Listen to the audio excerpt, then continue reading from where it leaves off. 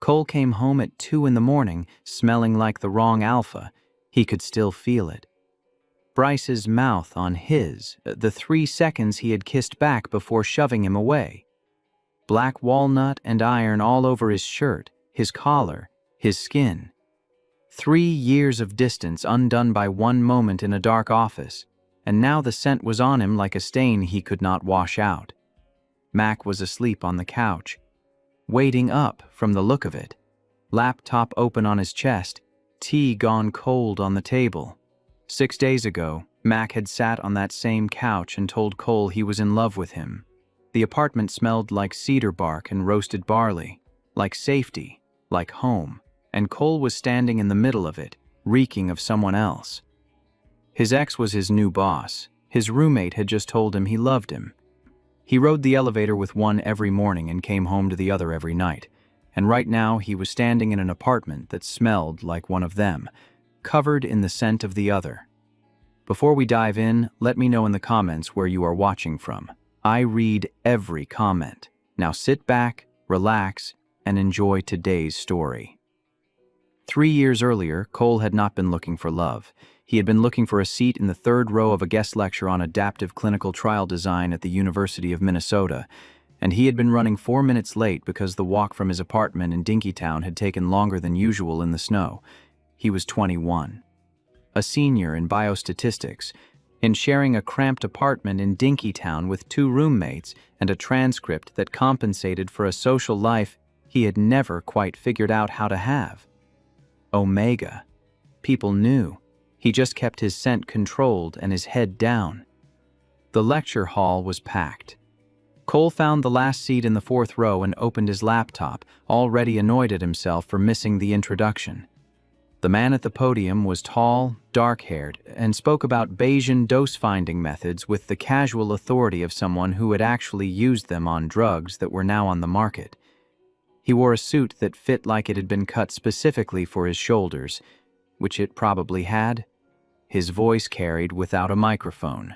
Bryce Young, 28, Director of Biostatistics at Aurelian Pharmaceuticals, one of the largest pharma companies in the Twin Cities, guest lecturing as part of the university's Industry Speaker Series. Alpha. Cole could tell from the back of the 4th row, not because Bryce's scent carried that far, but because of how he occupied space. Completely. Without effort or apology, the room organized itself around him. Cole took notes for 90 minutes and filled 11 pages.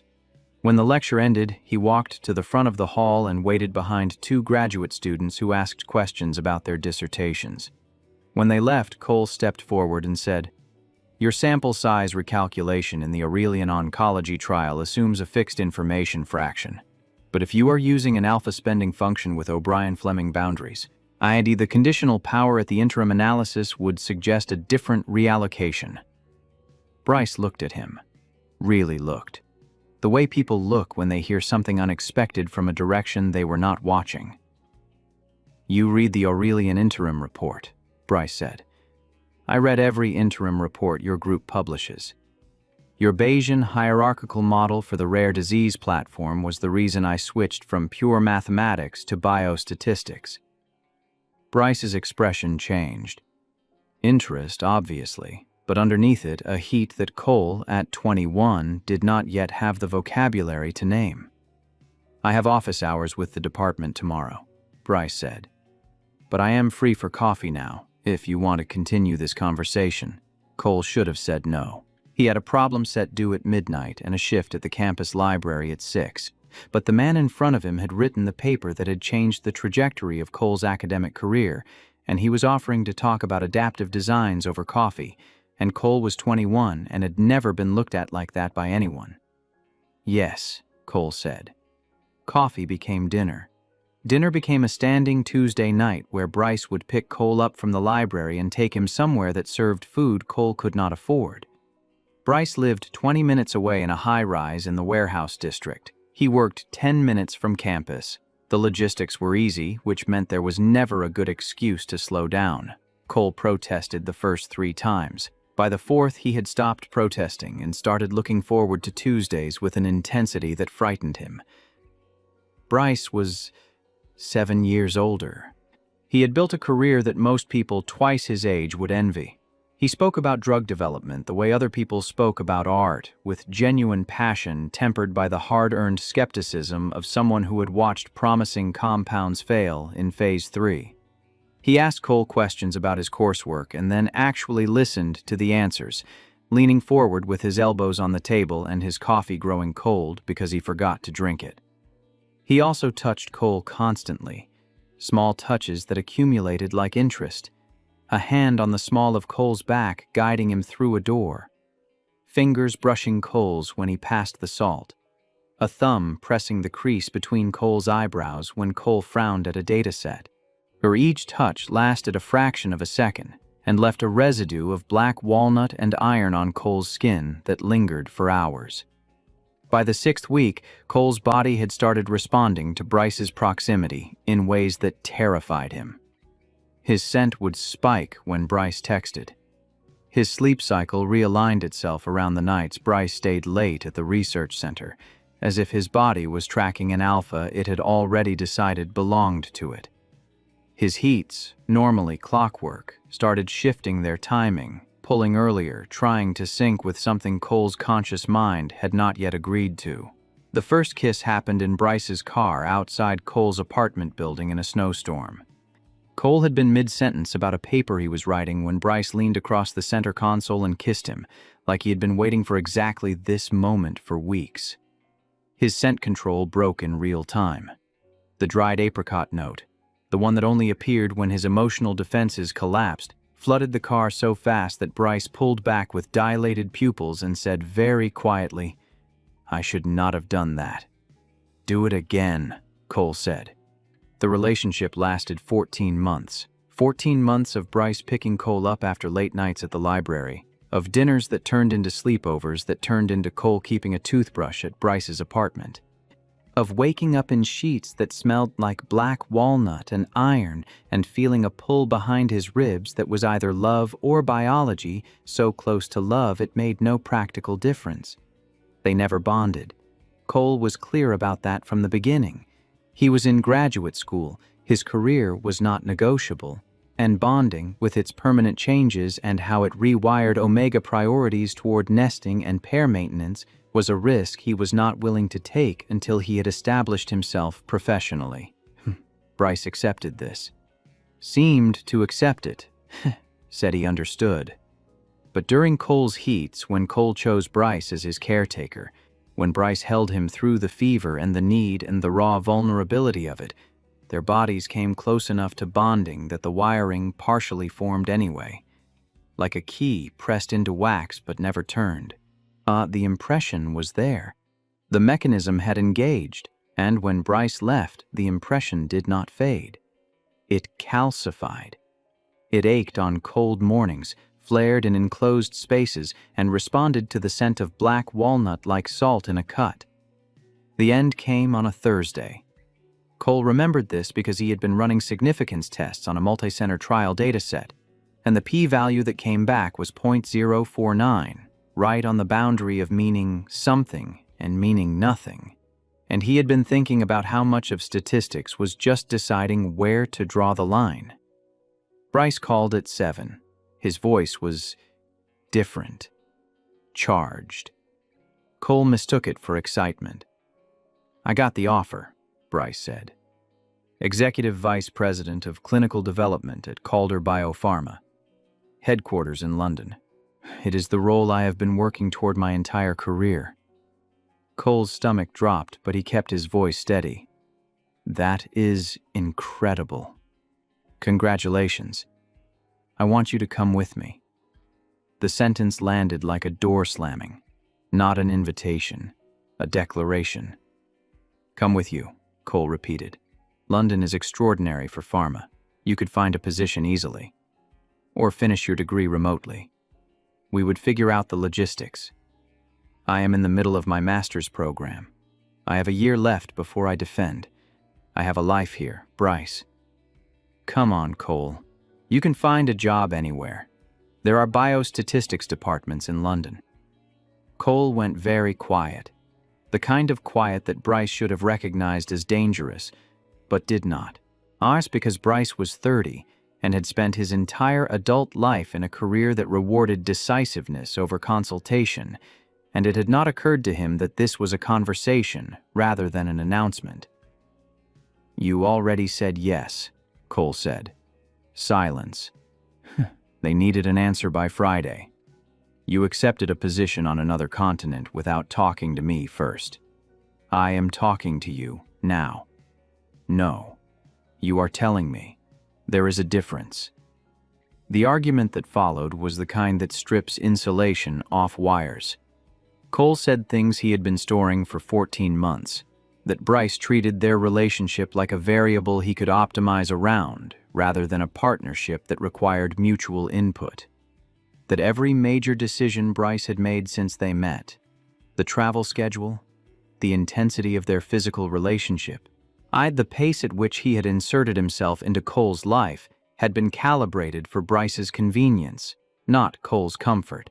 That Cole had spent 14 months rearranging himself around Bryce's career, and Bryce had never once rearranged anything around Cole's. Bryce said very little. When he spoke, it was to say, "I thought you would want this for us. I am happy for you. I am wrecked about us. Both things are true, Bryce. Come to London, Cole. You are asking me to give up my career, my degree defense, my job offer, and my entire life to follow you to a city where I know nobody and have nothing. And you are asking me right now, tonight, as if this is something I should be grateful for. I am asking you because I love you. If you loved me, you would have asked before you accepted." Bryce left for London 11 days later. He sent one text before his flight. It said, "I understand." Cole stared at those two words until they stopped looking like language. "I understand." As if 14 months was something you could understand and file away. As if walking out was the same as letting go. Cole finished the semester on autopilot, defended his thesis the following spring, received his master's degree with distinction at 24, and moved back in with his parents in the suburbs because he had no money, no plan, and every corner of the city proper reminded him of a restaurant or a street or a parking lot where Bryce had kissed him. He spent a year at home, applied to jobs, helped his mother with groceries, sat at the kitchen table where he had done homework as a kid, and built statistical models for companies that would never hire someone without industry experience. His parents did not ask about the breakup. They could smell the grief on him, the sour edge his scent had taken on, and they gave him space the way parents do when they know their child is hurting, but also know that pushing will make it worse. The Vantage Biopharma offer came 11 months later. Junior biostatistician. Good salary, good team. He signed a lease in North Loop, a neighborhood he had never spent time in, far from the university district where everything reminded him of Bryce. He threw himself into work, showed up early, stayed late, built a routine that left no room for thinking about Bryce. He chose Vantage partly because Bryce was safely in London. Different company, different building, different part of town. No risk of running into him at a conference or a coffee shop, or so Cole thought. The apartment in North Loop came through a posting on a company message board. 2-bedroom converted warehouse, exposed brick. Reasonable rent, split 2 ways. Cole's new roommate was a 25-year-old software developer at Google's Minneapolis office named Mac. Mac was not what Cole expected. He was alpha, which had given Cole pause when they first met, but his scent was so muted that most people assumed he was beta. His scent, dry cedar bark and roasted barley, registered as pleasant background warmth rather than alpha assertion. It was the kind of scent you stopped noticing after a few days, the same way you stop noticing a room that is exactly the right temperature. And except Cole never quite stopped noticing. He told himself he had. But a year into sharing an apartment with Mac, Cole's nervous system had organized itself around that scent, unconsciously, completely, without either of them deciding it should. Mac worked from home 3 days a week. He wrote code in the living room with his headphones around his neck, never on his ears, because he said he liked hearing the sounds of the apartment.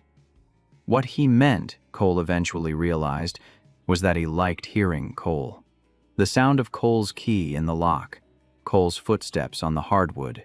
Cole sighed one way when he was frustrated with a dataset, another way when he was tired, and a third way when he was content.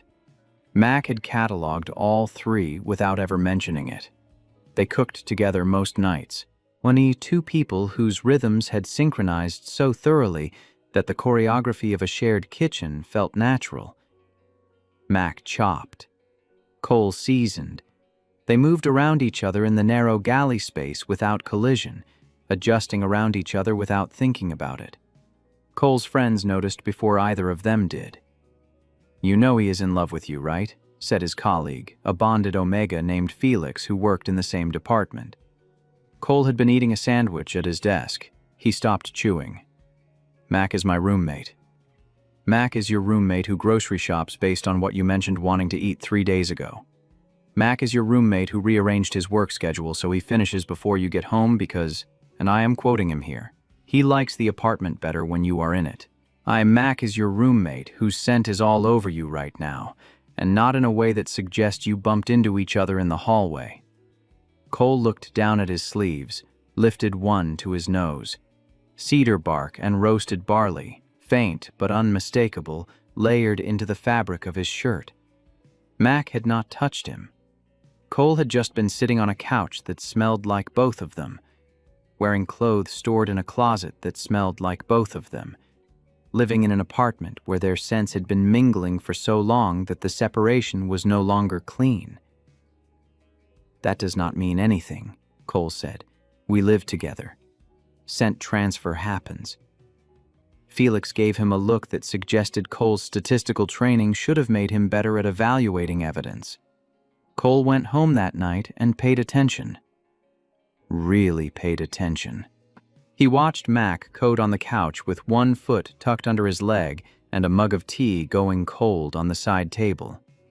He watched Mac look up when Cole walked through the door, and he saw the exact moment Mac's expression shifted, a fractional softening around his eyes that lasted half a second before he rearranged it into casual friendliness. "Hey," Mac said, "there is leftover stew. I made extra." He always made extra. Cole had never once asked him to. "Thanks," Cole said, and went to the kitchen, and stood in front of the open refrigerator until his face cooled down. The thing about Mac was that he never pushed, never angled for more than what they had. He existed in Cole's space with a patience that was either saint-like or strategic, and Cole could not decide which. Mac left the bathroom door open when he showered but never walked out without a towel. He fell asleep on the couch during movie nights, and his head would drift toward Cole's shoulder as if drawn by a gravity neither of them had agreed to acknowledge, and in the morning neither of them mentioned it. They were cooking up a romance. Cole knew this. He could feel it in the charged silences and the accidental touches that neither of them pulled away from quickly enough, and the fact that Cole had started falling asleep easier on the nights when Mac stayed up late coding in the living room, because the sound of keystrokes through the wall had become synonymous with safety. And then Bryce showed up. The Monday after the elevator, Cole sat through a department-wide meeting in which Dr. Nadia Sato, the director of biostatistics, introduced Bryce as the new vice president of clinical development who would be overseeing the Phase 3 pipeline. Bryce shook hands, smiled, made a joke about Minneapolis winters that got polite laughter. He did not look at Cole once, which was worse than if he had, because the deliberateness of the avoidance meant he knew exactly where Cole was sitting.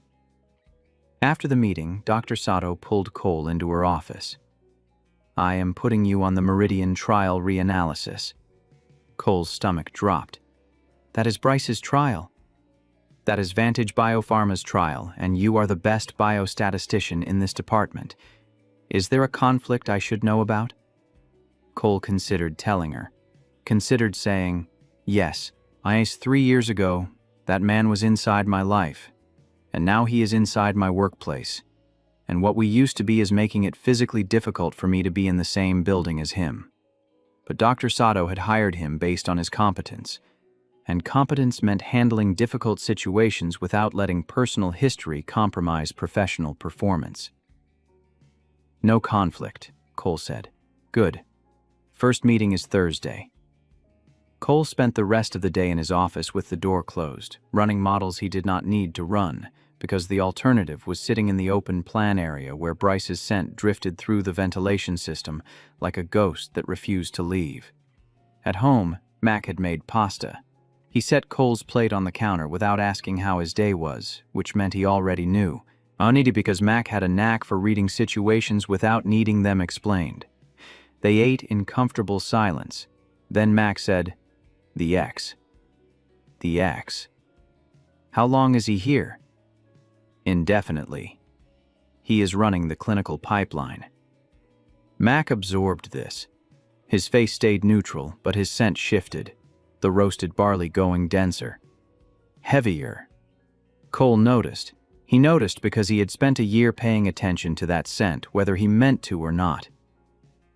"Do you need anything?" Mac asked. "I do not know what I need." "Then I will be here until you figure it out." He said it casually, offhandedly, as if being there was a small thing, a minor commitment, like agreeing to water plants or pick up mail. But his eyes were steady on Cole's, and the steadiness in them ran deep. Thursday arrived. Cole walked into the glass-walled conference room with his laptop and a presentation deck he had reviewed 14 times, and found Bryce already seated at the head of the table. Their eyes met. Cole's scent spiked, the thyme sharpening, the apricot trying to surface. He clamped down on it, sat in the chair furthest from Bryce, and opened his laptop.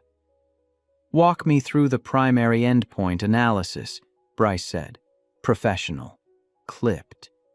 Nothing in his voice that acknowledged the history between them. Cole walked him through it, explained the interim futility analysis, the conditional power calculations, the adaptive randomization protocol that was underperforming expectations. He spoke with precision and authority and absolutely zero emotion, and he did not look at Bryce's hands, which were resting on the table in a position Cole recognized. Because Bryce always rested his hands like that when he was trying not to reach for something. The meeting lasted 90 minutes. When it ended, Cole gathered his laptop and stood to leave, and Bryce said, "Stay." The room emptied. The door closed. They were alone for the first time in 3 years, separated by 8 feet of conference table and an amount of unprocessed history that could fill a warehouse. "You look well," Bryce said. "Please do not do that." "Do what?" "Talk to me like we are old colleagues catching up. You do not get to be casual about this."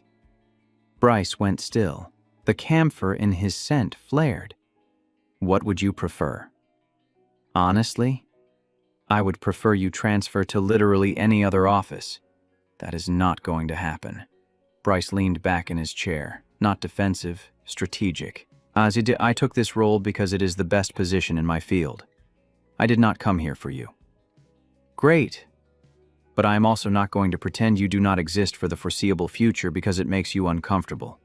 That is not how I operate." "How you operate is exactly the problem, Bryce." Cole left. His hands were shaking again. In the bathroom, he splashed water on his face and looked at himself in the mirror and said quietly, "You are fine." His reflection did not look convinced. The weeks that followed built a pattern Cole did not choose and could not stop. At work, forced proximity with Bryce. The Meridian trial had problems, serious ones, and Cole was the only person who could troubleshoot the adaptive design, because he had built the statistical framework as his first project advantage. For that meant late nights in the conference room with Bryce reviewing interim data, their scents filling the enclosed space until the air itself felt pressurized. Each session ended with Cole leaving first, walking to his car, and sitting in the parking garage until the trembling stopped. At home, Mac. The quiet constancy of shared meals and evening routines, and the way Mac looked up from his code when Cole walked through the door. That half-second shift in his expression, barely there, gone before it could be examined. But Cole had started watching for it. Cole existed between two gravitational fields and pretended he was in orbit around neither. The kitchen near miss happened on a Wednesday.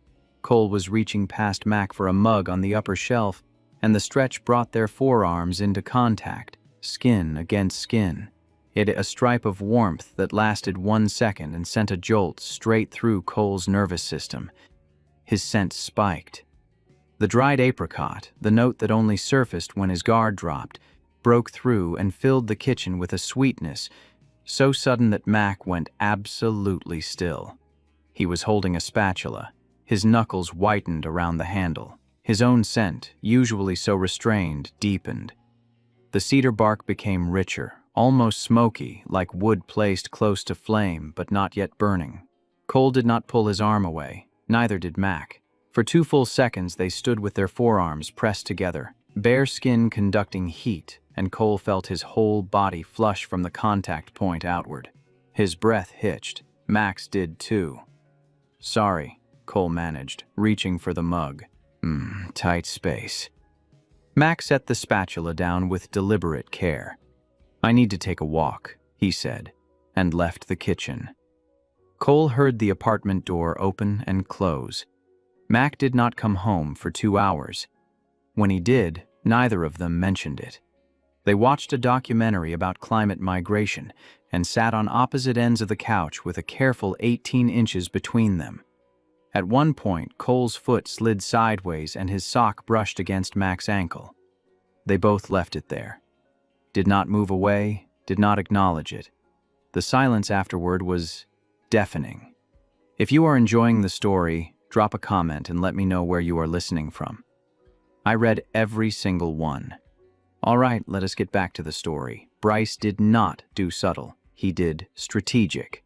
Within 2 weeks, he had mapped Cole's coffee schedule, his lunch routine, or the exact window when Cole took a walk through the skyway to clear his head. He appeared at every one, always with a reason, a question about the protocol, a journal article he thought Cole should read, a model specification that could have been emailed but that Bryce hand-delivered because Bryce did not win by email. He won by showing up. Each interaction lasted 2 minutes and left Cole rattled for an hour afterward, the leftover pull from their almost bond flaring like an old injury in wet weather. And the worst part was that Bryce knew it. Cole could see it in the way Bryce watched him, calculating, cataloging every flinch and every involuntary lean, filing the data away, building a case. "Your scent changes when he is around," Felix said one afternoon, watching Cole through the glass partition between their offices. "Oh, you know that, right?" "I am aware. It changes differently when you come in from home, too. But that one is quieter." Cole looked at him sharply. "Meaning what?" Felix shrugged. "Meaning your biology is telling a more interesting story than you are." He paused. "For what it is worth, the home one smells better on you. Like you fit inside it instead of fighting against it." Cole spent the rest of the afternoon pretending that observation did not unsettle him. The late-night lab incident happened 6 weeks after Bryce's arrival. The Meridian trial data showed a safety signal that required immediate reanalysis, the kind of finding that could halt a multi-million-dollar program if confirmed or save lives if caught early. Cole stayed past midnight running the models, rechecking assumptions, pulling the dataset apart and reassembling it from different angles. Bryce found him at 1 in the morning. The building was empty. The overhead lights were off.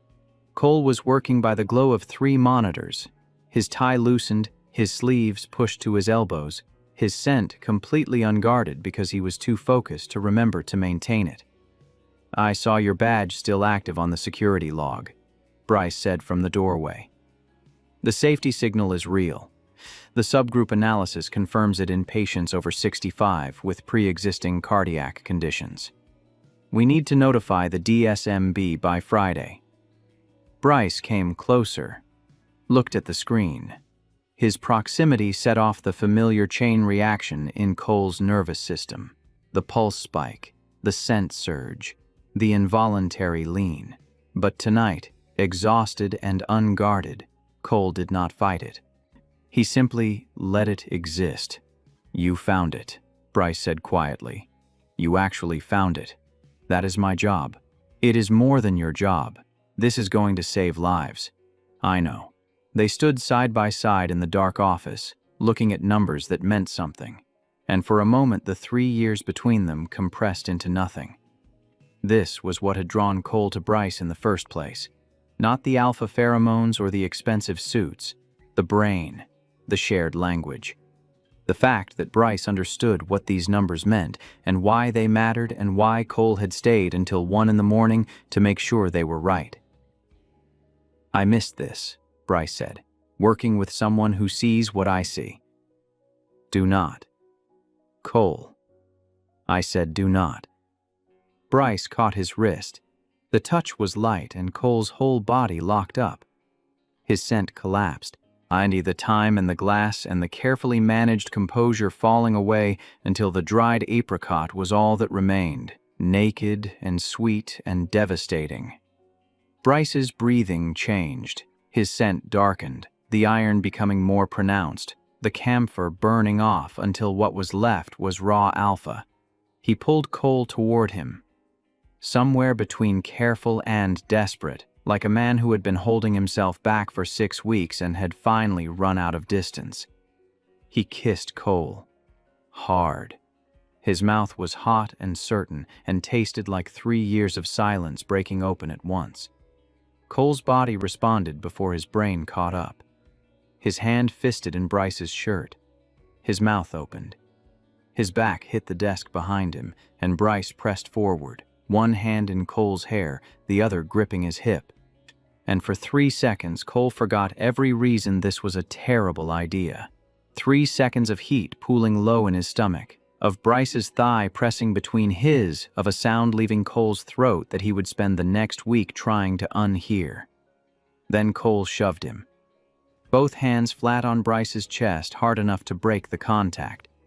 "You do not get to do that anymore," Cole said. His voice was shaking. His hands were shaking. Everything was shaking. Bryce stepped back, but he did not look sorry. He looked satisfied. "You kissed me back," he said, "for 3 seconds. 3 seconds is not nothing, Cole. It is biology. It is residue. It is not a decision. You keep telling yourself that." Bryce straightened his shirt. His voice was steady again, the brief vulnerability already locked back down. "But your body just told me everything I needed to know." Cole gathered his laptop and left. He drove home in silence. He let himself into the apartment at 2 in the morning and found Mac asleep on the couch with his laptop open on his chest, as if he had been waiting up.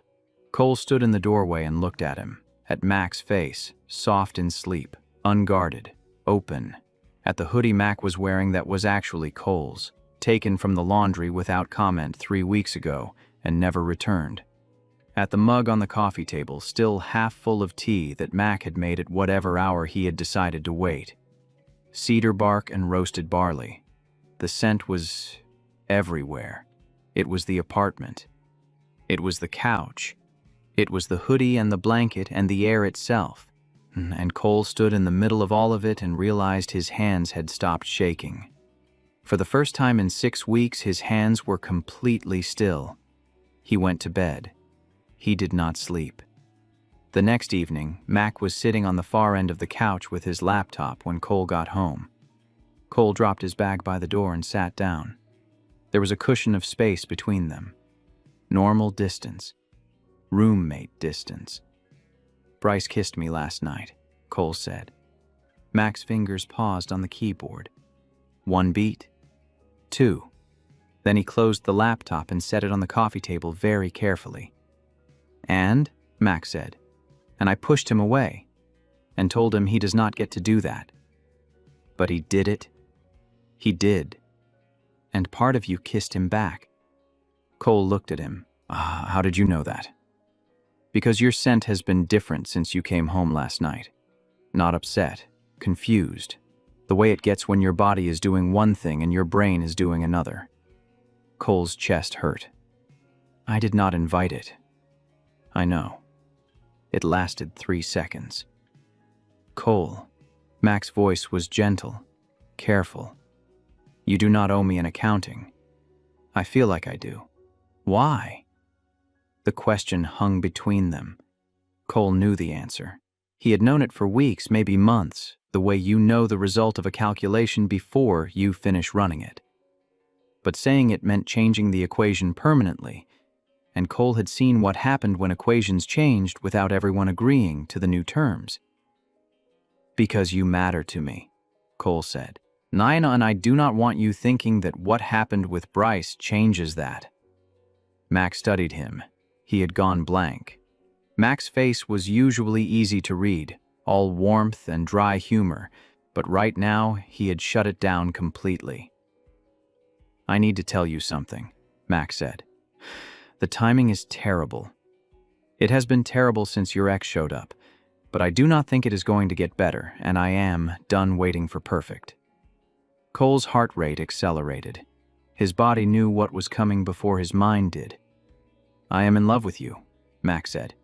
He said it the way he said everything. Plainly. Without performance. As if the sentence was a data point he was presenting for Cole's consideration, rather than a declaration designed to produce a specific reaction. I have been in love with you for about 6 months. It just happened.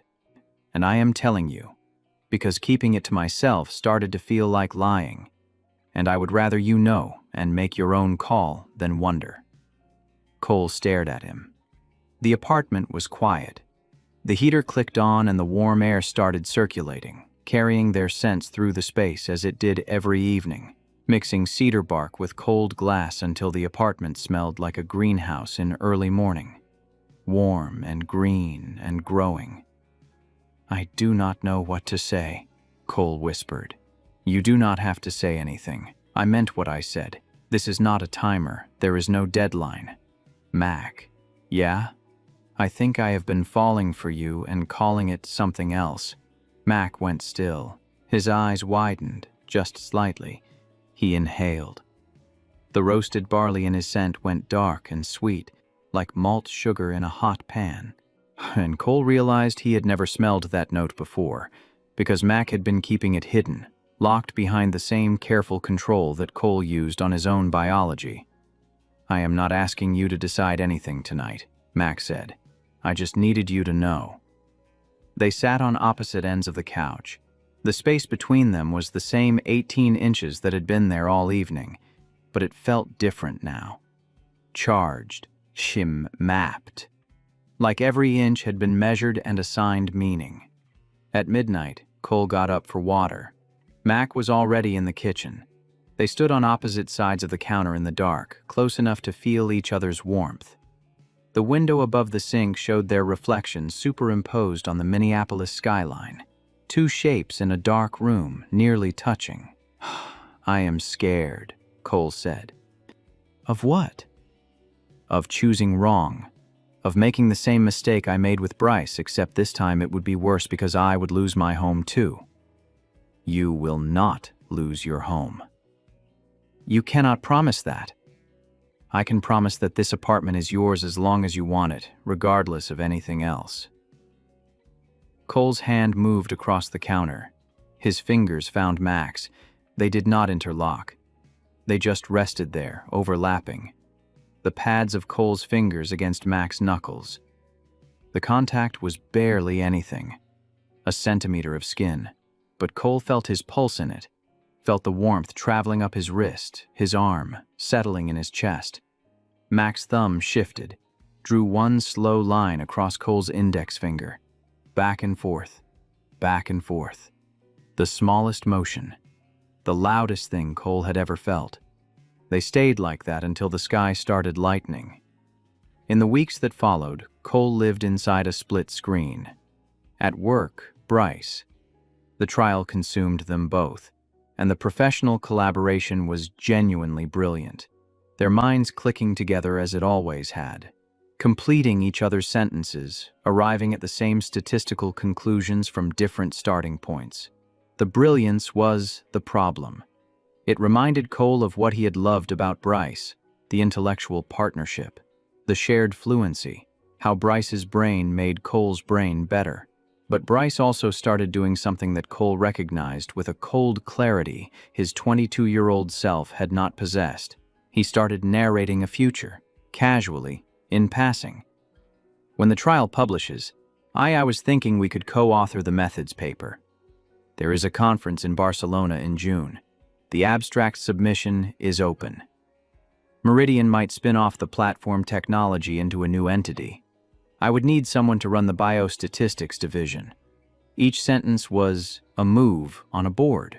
Bryce played people the way he played data, with patience and precision, and the absolute confidence that if he positioned the pieces correctly, the outcome was inevitable. He had always been like this. When Bryce was 28, Cole had found it attractive. Now, at 33, watching it deployed on him, it made his skin crawl. The worst part was that it was working. The professional collaboration was brilliant, and Bryce knew it, and he used it. And at home, Mac, who did not narrate futures, who did not lay breadcrumbs, who simply existed in the present tense of their shared life with a consistency that was so absolute it had become invisible until you tried to breathe without it. One night, Cole came home late from a data review meeting. His neck was stiff and his brain felt compressed, and the residue of Bryce's scent was still on his jacket from 2 hours of arguing about hazard ratios in a room with poor ventilation. He dropped his bag and sat on the couch and pressed his palms against his eyes. Mac appeared with a plate. Grilled cheese, cut diagonally with a bowl of soup on the side. Cole had not asked. Mac had just heard his footsteps and made a call about what kind of evening this was. "You ate?" Cole asked. "Waiting for you." "You did not have to wait." "I know." They ate. Mac told him about a bug in his code that had taken 6 hours to find and turned out to be a single, misplaced bracket. Cole told him about the hazard ratio argument, deliberately leaving out Bryce's name, and Mac did not call attention to the omission. Afterward, they watched 30 minutes of a cooking competition neither of them was following. Mac's foot was against Cole's under the blanket. When had they started sharing a blanket? Cole could not remember. It had happened how everything with Mac happened. Gradually, without announcement, until it was simply part of the architecture of their evenings. Mac. Am I making your life harder? Mac looked at him. Actually turned his head and studied Cole's face with the focused attention of someone running a diagnostic. Why would you be making my life harder? Because you told me something enormous, and I have not given you an answer, and every day you watch me come home smelling like someone else. Mac did not answer right away. The cooking show played on. A contestant dropped a souffle and the judges winced. "I meant what I said about no deadline," Mac said finally. "But yeah, watching you come home smelling like him is rough. I am not going to pretend it is not." "Then why are you still here?" "Because I tried picturing not living here last week and got genuinely nauseous. Had to sit down." Cole swallowed hard. "My body has opinions about you that my brain did not sign off on." Cole understood that exactly. His body had been having unauthorized opinions for months.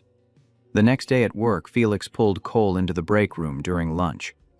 You look like you are running simultaneous stress tests on your own nervous system," Felix said. "I am fine." 4 coffees before noon. You are clenching your jaw again, and your scent keeps going back and forth between stressed and something sweeter, and I can smell it from my desk. You are tracking my scent oscillations. I am a bonded omega sitting 8 feet from an unbonded omega in crisis. I can literally smell everything you are going through whether I want to or not. Cole set his coffee down. "What do you want me to say?" Felix sat across from him. His voice dropped its usual lightness. I bonded with Sasha when I was 23, right out of grad school. He got a position in Denver. I had a research fellowship lined up at NIH. I turned it down, moved to Denver. I got a job at a small CRO that was fine, but not what I had planned. I know. What I never told you is that I have a spreadsheet on my personal drive that calculates what my career trajectory would have looked like if I had taken the NIH position. I updated it quarterly for the first 3 years, then annually. I stopped updating it last year, but I still have it. I will always have it. Cole looked away. Felix. I love Sasha. I do not regret our bond, but I regret the version of myself that I did not get to become, and those two things coexist inside me every single day. They do not cancel each other out. Why are you telling me this? Look, I picked the exciting one, and I love him. But I think about the other path more than I should. He paused. Just make sure you are picking a person and not a feeling. Feelings fade. The person is who you wake up next to when they do. Cole drove home that evening with Felix's words sitting in his passenger seat like an uninvited but necessary guest. Mac, who had started looking at apartment listings. Cole found them on a Tuesday. Mac had left his laptop open on the kitchen counter, and the browser tab was visible. 2-bedroom apartments in northeast Minneapolis. 1 bedrooms in Uptown. Studios in Loring Park. Cole's vision tunneled. His hands went cold. He stood in the kitchen staring at those listings and felt the ground move under him. Not metaphorically. His balance actually shifted. His hands gripped the counter and his vision went narrow and specific. Mac came out of his room and stopped when he saw Cole's face. "You are looking at apartments," Cole said. Mac's expression closed. "I started looking last week. Why? Because you need space to figure out what you want, and I cannot give you space while sleeping 15 feet from you. My scent is all over this apartment. Your biology is responding to it whether you want it to or not, and I do not want to be the reason you stay. I do not want to be the default, the familiar option, the path of least resistance. You think that is what this is? Path of least resistance? I think you are standing between a man who lit your brain on fire and a man who makes your apartment feel safe, and those are not equivalent offers, and I do not want you choosing safe, because it is easier than choosing fire." "That is the stupidest thing you have ever said to me." Mac flinched. "Cole." "No." Cole's voice was rising now, which was unusual, because Cole's voice almost never rose. He was a man of controlled tones and precise language, and the fact that control was failing said more than the words themselves. "You do not get to make this decision for me. Bryce did that. Bryce made a decision about our future without consulting me and called it love, and I will not let you do the same thing from the other direction. I am not Bryce. Then stop acting like him. Stop deciding what is best for me without asking what I want." "What do you want?" "I want you to stop packing." The sentence ricocheted off the brick walls. The apartment was very quiet afterward. Mac stood by the hallway, his laptop dangling from one hand. Cole stood in the kitchen, breathing hard, his scent wide open, apricot and thyme and cold glass, and underneath all of it, in a note that smelled like roots and soil and decision. "I need to think," Cole said more quietly, "but I need to think with you here, in this apartment, where you belong." Mac set his laptop on the counter. "Okay. Okay? I am here. That has always been true." Cole pressed his palms against the counter. "I know." The following Monday, Cole walked into Bryce's office and closed the door. Bryce looked up from his laptop. His scent responded immediately, the iron and walnut sharpening with attention, the camphor receding in a way that meant his defenses were lowering. After 6 weeks of proximity, he still reacted to Cole like a match near gasoline. Cole could feel the pull, the leftover wiring from their almost bond, insisting this alpha still mattered. the key in the wax impression pressing deeper. I need to tell you something, Cole said. Bryce closed his laptop. Sit down. No, this will be quick. Cole did not sit, did not soften his voice, did not give Bryce any of the preamble that Bryce's face was already preparing to receive graciously. I am done. Whatever you think is still happening between us, it is not. Cole, I am not asking for your input on this. Bryce leaned back, crossed his arms. The move looked casual, but Cole recognized it as the posture Bryce took in negotiations when he was about to change tactics. You kissed me back 3 weeks ago. My body reacted to yours. That is chemistry, not a choice. And I am tired of you treating it like evidence. Because it is evidence. It is leftover wiring from a relationship you walked out of. That is all it is. You do not believe that. I do not care if I believe it, Bryce. It does not matter. You left. You made a decision about both of our lives without consulting me. You got on a plane and you sent me 2 words. And now you are back and you are doing the same thing. Running calculations, positioning pieces, assuming the outcome is inevitable because it always was before. Cole's voice stayed flat, controlled. The anger had burned through its hot phase weeks ago, and what was left was flat and certain. I am not a variable you can optimize. I am not trying to optimize you. You have been doing it since the day you showed up. The coffee runs, the journal articles, the conference in Barcelona. You are playing a long game and I can see every move. I need you to hear me when I tell you it is not going to work. And your roommate? That is none of your business. It is, if I am losing you to him. You are not losing me to him, Bryce. You lost me 3 years ago when you got on a plane. He has nothing to do with it. Bryce stood up, paced to the window. Cole could see him running calculations, as he always did, trying to find the angle, the variable he could adjust to change the outcome. Bryce did not lose. It was not in his wiring. I came back, Bryce said. I came back and I am standing here telling you I made a mistake. What else do you want from me? Nothing. Cole said it quietly, and that was what made it land. I do not want anything from you anymore. That is what I am trying to tell you. Bryce turned. His scent was sharp with iron. Cornered. You are making a mistake. Maybe. But it is mine to make. You do not get a vote in this one. A long silence. Bryce exhaled. Cole had never heard him make that sound before, like a man accepting a result he could not argue with. He better be good to you, Bryce said. His voice was tight. Goodbye, Bryce. This is not how I wanted this to go. I know, but it is how it went. Bryce stood there for another second. Cole could see him fighting the instinct to make one more argument, run one more play. Then he stopped trying.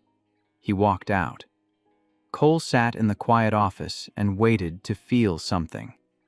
Relief came first, then a sadness that was smaller than he expected, the size of a bruise rather than a wound. He picked up his phone and texted Mac. What are we doing for dinner?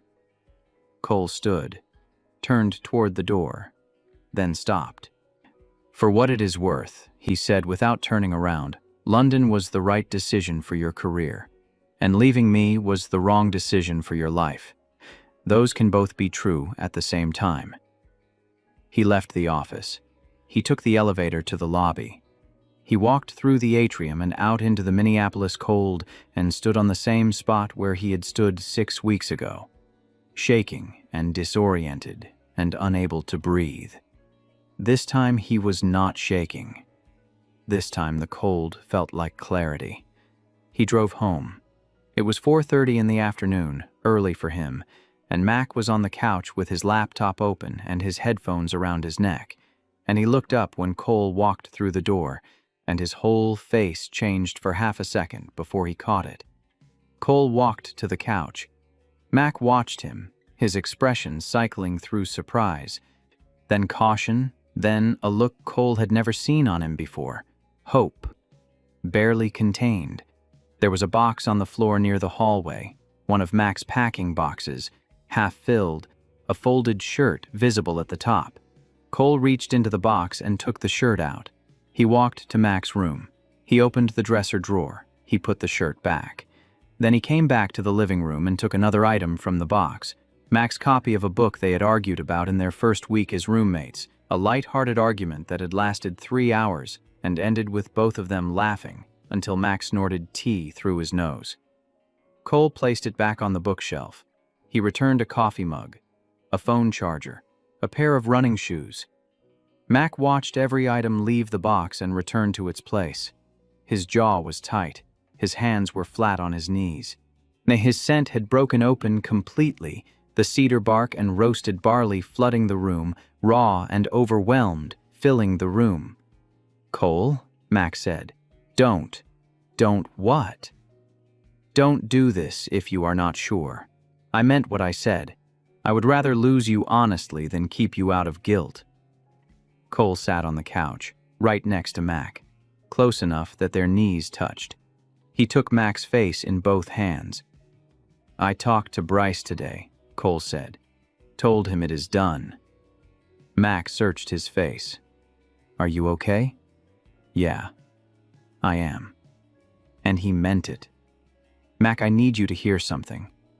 You are not the safe choice. You are not the consolation prize. You are not what I am settling for because the other thing did not work out. Okay? You are the first person who ever made me feel like I could just exist without performing.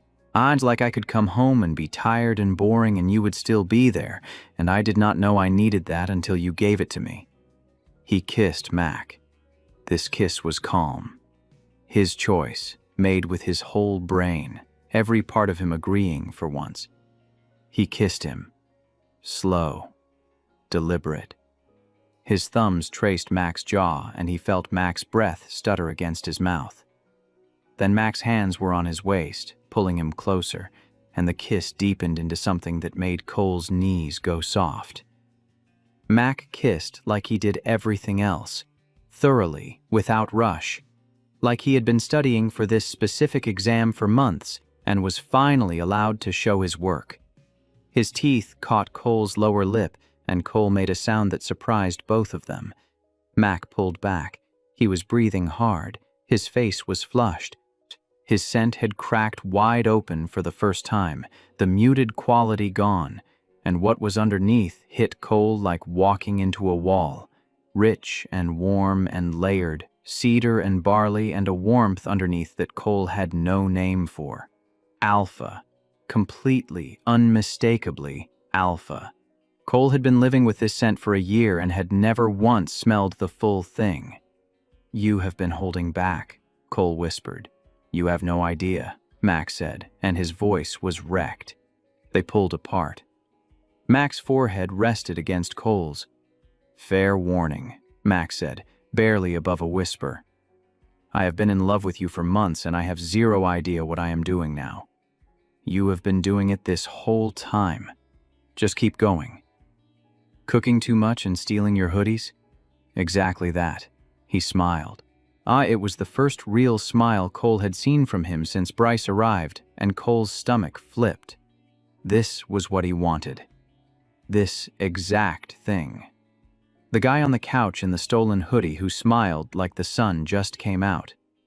3 months later, the Meridian trial published its results. The safety signal Cole had identified led to a protocol amendment that carved out the at-risk subgroup and ultimately saved the program. Bryce presented the results at a conference in Geneva. Cole's name was on the methods paper as co-author. It was a clean collaboration, professional and productive. And if something in Bryce's tone shifted when they worked late, if his scent occasionally flared when Cole leaned across the table to point at a data visualization, neither of them mentioned it. Bryce transferred to the San Francisco office in February. Cole found out through company email, which told him everything about where they stood now. On his last day, Bryce stopped by Cole's office. He leaned against the doorframe with his arms crossed, and for a second he looked exactly like the man who had stood at the front of that lecture hall 5 years ago. Confident, certain, used to getting what he wanted. "San Francisco," he said. I heard. The pipeline there is better anyway. Larger patient population. More Phase 1 opportunities. He was doing it again, framing his exit as a strategic decision rather than a retreat. Cole recognized the move because Bryce had used it when he left for London. I am not leaving you. I am pursuing an opportunity. Good luck with it, Cole said. Bryce looked at him for a long moment. The mask slipped, just for a second. In underneath, he looked frustrated and genuinely hurt. Then it was gone. For what it is worth, Bryce said, I did not come back just for the job. I know you do not believe that. But it is true. I believe you. Then why was it not enough? Cole could have given him the real answer, could have explained about the apartment that smelled like cedar bark and the roommate who cooked extra, and the quiet that had rebuilt something Bryce had broken. But Bryce would hear it as competition, as a problem to solve, as a variable to optimize, and Cole was tired of being optimized. Because coming back is not the same as staying, Cole said, and I needed someone who stays. Bryce's jaw worked. He nodded once, sharp, how he acknowledged data he did not like but could not dispute. Then he straightened up and walked out without looking back. Cole watched the empty doorway for a while. Then he picked up his phone and texted Mac. What are we doing for dinner? At home, the apartment had changed. Not physically. The same exposed brick, the same galley kitchen, the same couch with the same 18 inches that was now 0 inches because Mac had migrated to the middle months ago and Cole had migrated to meet him. But the scent had changed. Cole's cold glass and crushed thyme had woven so thoroughly into Mac's cedar bark and roasted barley that the apartment no longer smelled like two people sharing a space. It smelled like one thing. Greenhouse in early morning. Warm and green and growing. Felix had been right. Cole noticed it for the first time on a Saturday in March. He had been out running errands, and when he opened the apartment door, the scent hit him like walking into a warm room from the cold. Cedar and thyme and barley and glass. All of it. Together. He stood in the doorway breathing it in and realized he could not separate the notes anymore. Could not tell which ones were his and which were Mac's. His body had been quietly rewriting its own chemistry for months, absorbing Mac's scent into its own baseline without asking permission. Mac was in the kitchen. He had made coffee. 2 mugs on the counter, one black, one with too much sugar. Cole had never told him how he took his coffee. Mac had just figured it out. Morning, Mac said without looking up. Morning. Cole took the mug. Their fingers brushed. Neither of them flinched. Neither of them pulled away. It was the smallest thing in the world, and it was everything. He leaned against the counter next to Mac, close enough that their shoulders touched. Closed his eyes. Let his scent do whatever it wanted. For the first time in years, it did not smell like fear. The end. Thank you for listening. If you enjoyed the story, tell me your thoughts in the comments. I would love to hear from you.